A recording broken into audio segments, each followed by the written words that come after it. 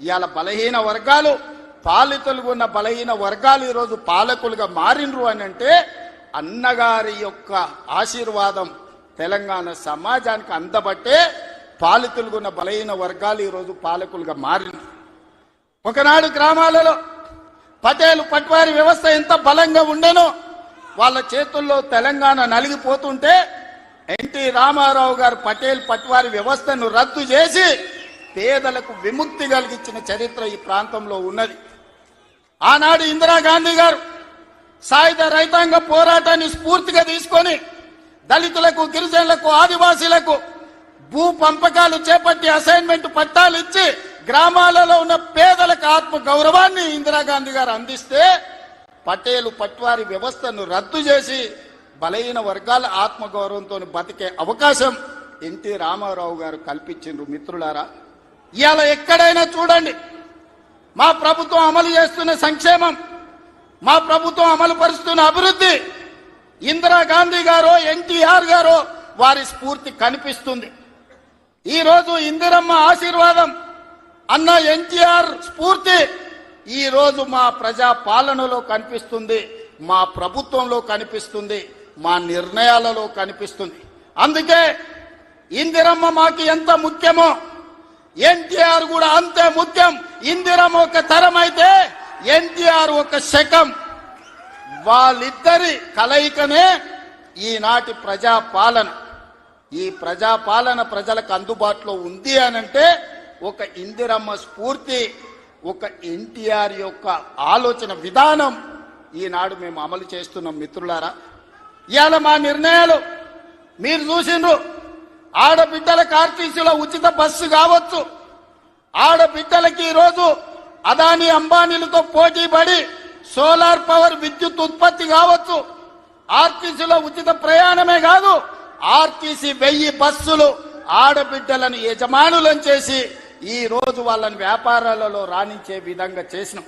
ఆనాడు అన్న ఆడబిడ్డలకు ఏ విధంగా ఆస్తిలో హక్కిచ్చిండో ఈనాడు 1 కోటి మంది ఆడబిడ్డల్ని కోటీశ్వరులను చెయ్యాలన్న లక్ష్యంతో మా ప్రజాపాలన పనిచేస్తుంది. మా సీతక్క, మా బట్టి విక్రమార్క గారు దీన్ని అమలు చేస్తున్నారు. ఇవాళ మేము గర్వంగా చెప్పదలుచుకున్నాం, అన్నగారు అదేవిధంగా ఇందిరమ్మ స్ఫూర్తితో 1 కోటి మంది ఆడబిడ్డల్ని ఇవాళ కోటీశ్వరులను చెయ్యాలి అని మా ప్రభుత్వం ప్రయత్నం చేస్తుంది. అందుకే మిత్రులారా, ఇవాళ మా ప్రభుత్వం రైతు రుణమాఫీ కావచ్చు, రైతు భరోసా కావచ్చు, రైతులకు ఉచిత కరెంటు కావచ్చు, రైతు రుణమాఫీ 21,000 కోట్ల రూపాయల రద్దు చేసిన విషయం కావచ్చు, ఇవన్నీ రైతుల కోసం మేము అమలు చేస్తున్న సంక్షేమ పథకాలు. ఇవాళ రైతులు పండించిన సన్న వడ్లు 500 రూపాయల బోనస్ ఇచ్చి ఈనాడు మేము కొనుగోలు చేస్తున్నామంటే రైతును రాజును చెయ్యడమే లక్ష్యంగా, వ్యవసాయాన్ని పండుగ చేయడమే లక్ష్యంగా ఈరోజు మేము పనిచేస్తున్నాం. ఇవాళ మహిళలందరికీ అవకాశం ఇవ్వాలి అని స్థానిక సంస్థల్లో ఆనాడు మహిళలకు రిజర్వేషన్లు ఉండాలని రాజీవ్ గాంధీ గారు నిర్ణయం తీసుకుంటే ఆ నిర్ణయాన్ని అమలు చేసిన గొప్ప నాయకుడు ఎన్టీఆర్. ఈ రోజు స్థానిక సంస్థల్లో ఆడబిడ్డలకు 50% అవకాశాలు ఆనాడు రాజీవ్ గాంధీ నిర్ణయం తీసుకుంటే ఎన్టీఆర్ అమలు చేస్తే ఈ రోజు ఆడబిడ్డలకు స్థానిక సంస్థల్లో ఈ రోజు రిజర్వేషన్లు వచ్చినాయి. ఆ స్ఫూర్తితో ఈనాడు శాసనసభలో, లోక్సభలో మహిళలకు రిజర్వేషన్లు ఉండాలి, 33% ఇవ్వాలి అని ఈ వేదిక మీద ఉన్న మేమందరం కట్టుబడి ఉన్నాం. రాబోయే ఎన్నికలు 33% రిజర్వేషన్లు ఈ రోజు మహిళలకు ఇచ్చే విధంగా మేము ముందుకు వెళ్తామని నేను తెలియజేస్తున్నాను. మిత్రులారా, ఆనాడు యువకులు 25-26 ఏళ్ల యూనివర్సిటీలో చదువుకున్న పిల్లలకు, మారుమూల ప్రాంతాలలో ఉన్న పేదలకు ఏ విధంగా అయితే ఎన్టీఆర్ గారు టికెట్లు ఇచ్చి గెలిపించిండో ఈనాడు మా ప్రభుత్వంలో కూడా ఒక మందుల సామెల్, ఒక ఎడమ బొచ్చు లాంటి వాళ్ళు, అత్యంత నిరుపేదలు, ఇందిరమ్మ ఇండ్లలో ఉండే పేదలు రూపాయి లేకపోయినా టికెట్లు ఇచ్చి ఇవాళ ఎమ్మెల్యేలను చేసినాం. ఒక యువమిత్రుడు, క్రీడాకారుడు బాలయ్య గారి బ్యాచ్మెట్ నిజాం కాలేజీలో క్రీడాకారుణ్ణి ఇవాళ మంత్రిని చేసిన మహమ్మద్ అజారుద్దీన్ గారిని, ఈ రోజు వాకిటి శ్రీహరి కావచ్చు, యువమిత్రుడు పొన్నం ప్రభాకర్ విద్యార్థి రాజకీయాల నుంచి వచ్చిన మిత్రుడు ఈ రోజు మంత్రివర్గంలో సహచరుడు. అంటే ఇవన్నీ కూడా యువత కోసం ఈరోజు ఇవన్నీ కూడా యువత కోసం ఈరోజు రాష్ట్రంలో మొదటి సంవత్సరంలోనే 67,000 ప్రభుత్వ ఉద్యోగ నియామకాలు చేపట్టి ఈరోజు యువకులకు ఉద్యోగ ఉపాధి అవకాశాలు కల్పించినాం. మహిళలకు 60,000 కోట్ల రూపాయల బ్యాంకు లింకేజ్ అప్పులు ఇప్పించినాం. ఈరోజు మహిళలు వ్యాపారం చేసుకుంటూ యువకులు ఉద్యోగాలకు పోటీ పడుతుండ్రు. రైతులు వ్యవసాయంలో లాభసాటిగా ఈరోజు ముందుకు సాగుతున్నారు. ఇవన్నీ మీ ఆశీర్వాదంతో మీరండగా నిలబడి ఆనాడు 2023 డిసెంబర్ 7 నాడు ప్రజాపాలనను మీ ఆశీర్వాదంతో అధికారం చేపట్టి ఉప ఎన్నికలు జరిగితే కంటోన్మెంట్ అయినా జూబ్లీ హిల్స్ అయినా మీరందరూ అండగా నిలబడి గెలిపించబట్టే ఈనాడు ప్రజాపాలన ముందుకు సాగుతుంది. భవిష్యత్తులో మీరు ఇదే విధంగా అండగా ఉండాలి.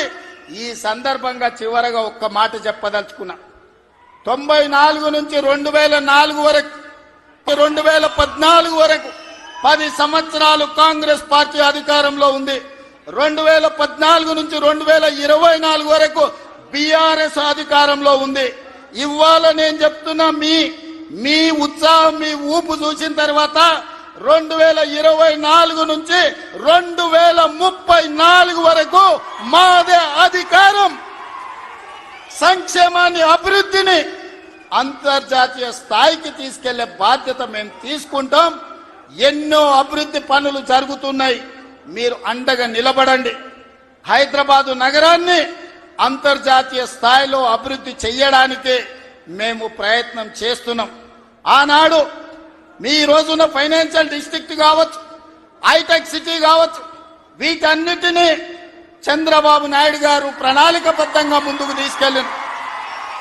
ఇవాళ మా ప్రభుత్వం 30,000 ఎకరాలలో ఎయిర్పోర్ట్ కి కూతవేటు దూరంలో భారత్ ఫ్యూచర్ సిటీని నిర్మిస్తున్నాం.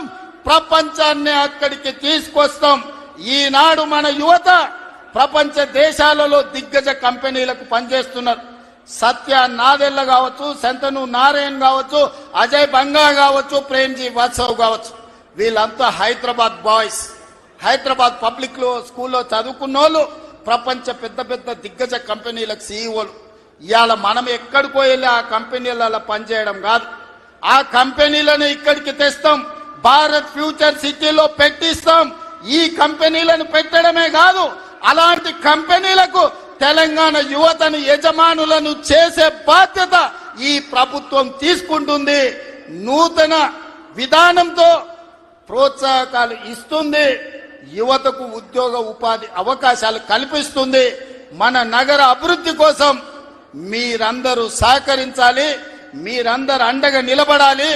ఇంత గొప్ప కార్యక్రమాన్ని ఏర్పాటు చేసి ఈ కార్యక్రమాన్ని ఒక స్ఫూర్తిని నింపే విధంగా ఒక ఇందిరమ్మను, ఒక అన్న ఎన్టీఆర్ ను స్మరించుకునే వేదికగా మార్చినందుకు మీ అందరికీ మనస్ఫూర్తిగా ధన్యవాదాలు, కృతజ్ఞతలు తెలియజేస్తూ మీ అందరి దగ్గర సెలవు తీసుకుంటున్న మిత్రులారా.